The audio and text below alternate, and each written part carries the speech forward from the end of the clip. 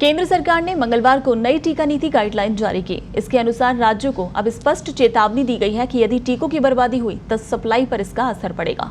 साथ ही राज्यों को आबादी, कोरोना के मामले और टीकाकरण की गति के आधार पर वैक्सीन का आवंटन होगा।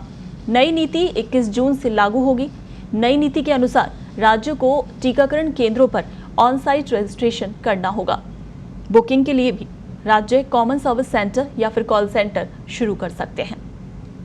आपको बता दें कि प्रधानमंत्री मोदी ने अब 18 साल से ज्यादा आयु वर्ग के लिए भी मुफ्त टीके उपलब्ध कराने की घोषणा की है। राज्य अब अपने स्तर पर टीकों की खरीद नहीं कर पाएंगे। इसके साथ ही केंद्र ने 74 करोड़ टीकों का ऑर्डर दिया है।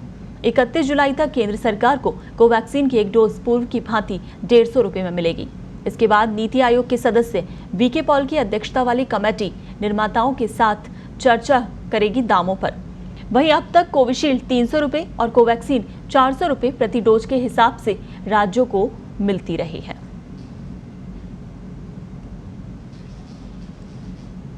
तो कितना सार्वजनिक होगा टीका के आपको बताएं, केंद्र वैक्सीन सप्लाई की जानकारी पहले ही राज्यों को देगा कि किस तरह से वैक्सीन और कितनी वैक्सीन सप्लाई की जानी है। उसकी जानकारी पहले ही राज्यों को दी जाएगी।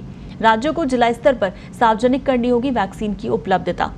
ये राज्यों का काम है कि वो जिला स्तर पर वैक्सीन की उपलब्धता को सार्वजनिक करें। वहीं प्राथमिकता का क्रम भी तय किया गया है।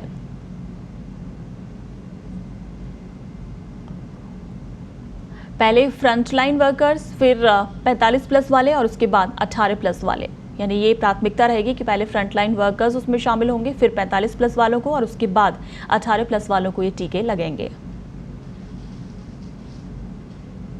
वहीं आपको बता दें कि 74 करोड़ टीकों का जो ऑर्डर दिया है उसमें से कोविशील्ड को 25 करोड़ जो टीके हैं वो कोविशील्ड को दिया गया है ऑर्डर 25 करोड़ का, और 19 करोड़ का कोवैक्सीन को ऑर्डर दिया गया है।